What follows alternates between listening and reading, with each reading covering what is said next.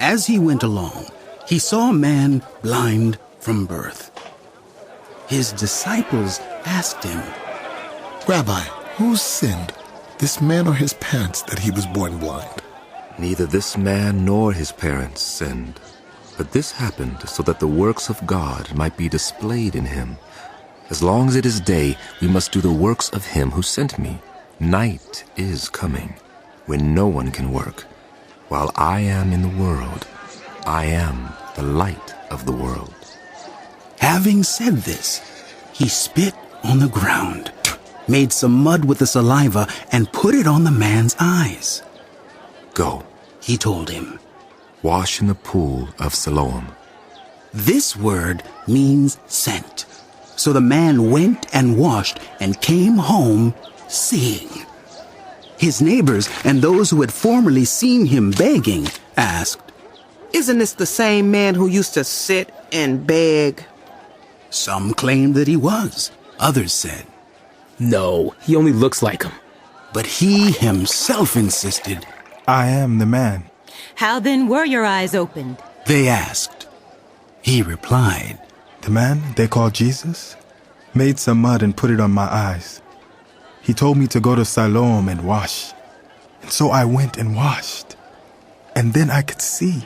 Where is this man? I don't know.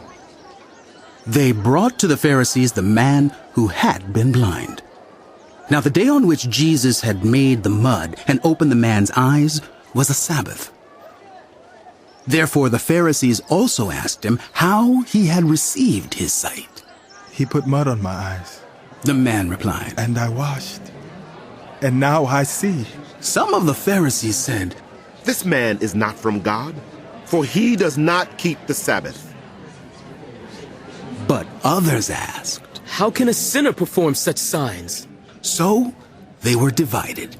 Then they turned again to the blind man. What have you to say about him? It was your eyes he opened. And the man replied, He is a prophet. They still did not believe that he had been blind and had received his sight until they sent for the man's parents.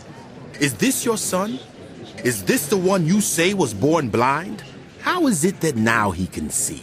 We know he is our son, The parents answered. and we know he was born blind. But how he can see now, or who opened his eyes, we don't know. Ask him. He is of age. He will speak for himself. His parents said this because they were afraid of the Jewish leaders who already had decided that anyone who acknowledged that Jesus was the Messiah would be put out of the synagogue. That was why his parents said, He is of age. Ask him. A second time, they summoned the man who had been blind.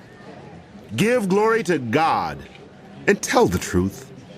We know this man is a sinner. He replied, Whether he is a sinner or not, I don't know. One thing I do know, I was blind, but now I see. Then they asked him, What did he do to you? How did he open your eyes? He answered, I have told you already, and you did not listen.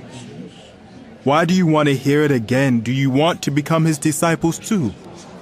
Then they hurled insults at him and said, You are this fellow's disciple? We are disciples of Moses. We know that God spoke to Moses. But as for this fellow, we don't even know where he comes from. The man answered, Now that is remarkable. You don't know where he comes from. Yet he opened my eyes.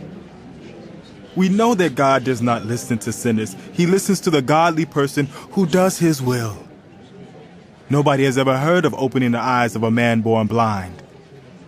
If this man were not from God, he could do nothing. To this they replied, You were steeped in sin at birth. How dare you lecture us? And they threw him out. Jesus heard that they had thrown him out, and when he found him, he said, Do you believe in the Son of Man? Who is he, sir? Tell me, so that I may believe in him. Jesus said, You have now seen him. In fact, he is the one speaking with you. Then the man said, Lord, I believe. And he worshipped him. Jesus said, For judgment I have come into this world, so that the blind will see, and those who see will become blind. Some Pharisees who were with him heard him say this and asked, What? Are we blind too? Jesus said, If you were blind, you would not be guilty of sin, but now that you claim you can see, your guilt remains.